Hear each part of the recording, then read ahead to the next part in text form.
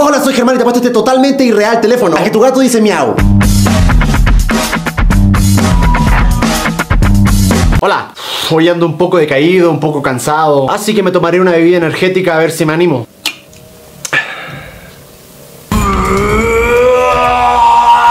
Ok, en el video de hoy les hablaré sobre la socialización, educación y reproducción cultural Bourdieu y Bernstein.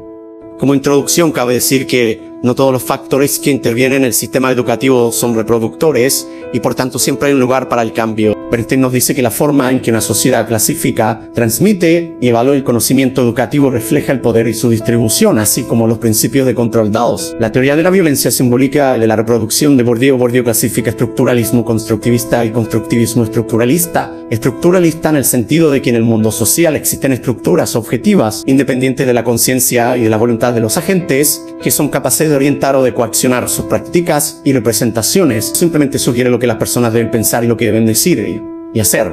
Funciona por debajo del nivel de la conciencia y el lenguaje, y más allá del alcance del escrutinio introspectivo y el control de la voluntad.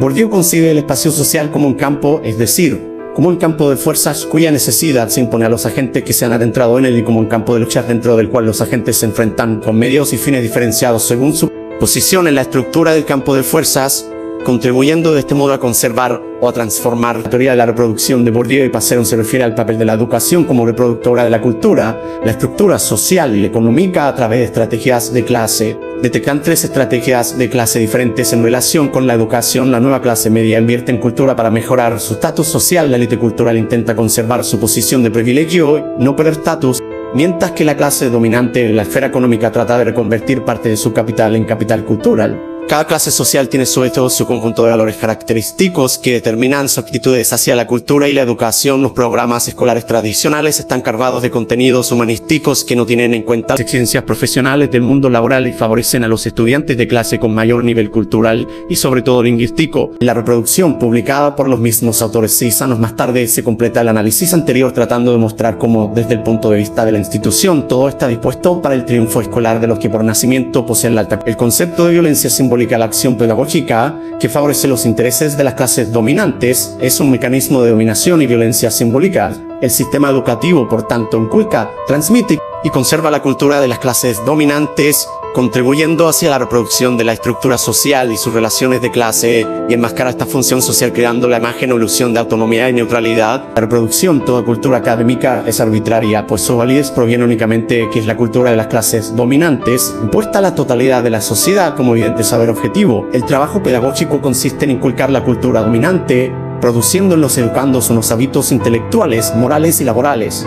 El examen es para Bourdieu y Passeron otra forma más de violencia simbólica, pues es un mecanismo muy eficaz para legitimar y ocultar así la ventaja con que cuentan y parten las clases dominantes.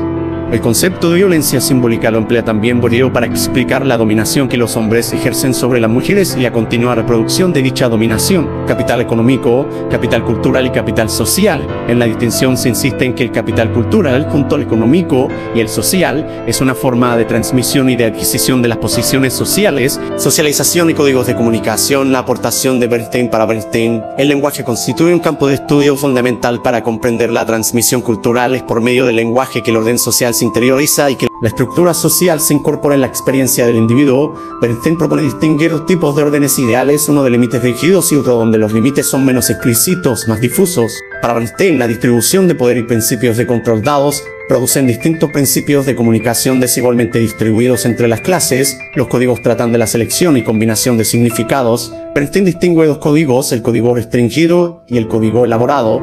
El primero es típico de la clase obrera y se caracteriza por el uso de oraciones cortas y gramaticalmente simples y por expresar significados dependientes del contexto.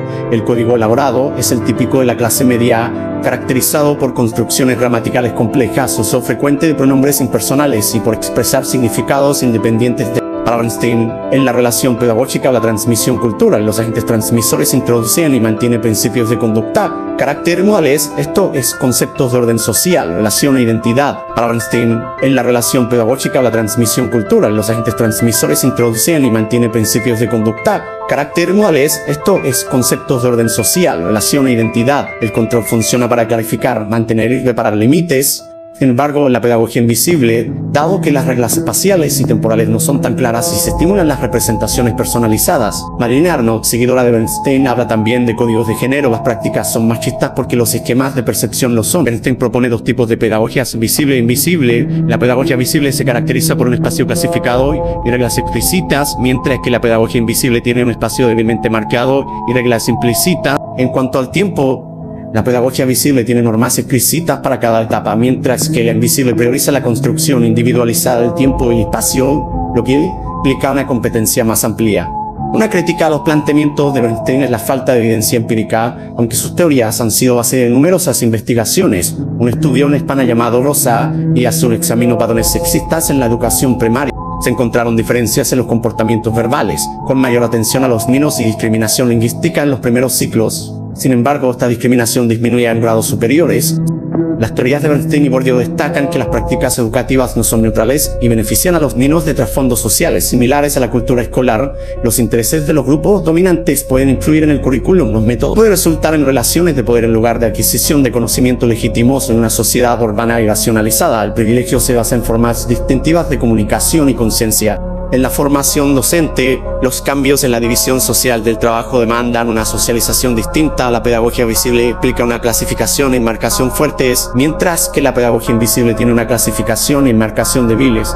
Esto genera incertidumbre en los docentes, pero también les brinda la oportunidad de influir en el ámbito educativo y contribuir a conservar o transformar su estructura. La pregunta clave es si los principios organizativos de la escuela coinciden con los de otras instituciones sociales, lo que valora ciertas habilidades y actitudes de los docentes, por ejemplo, si se adopta la pedagogía invisible.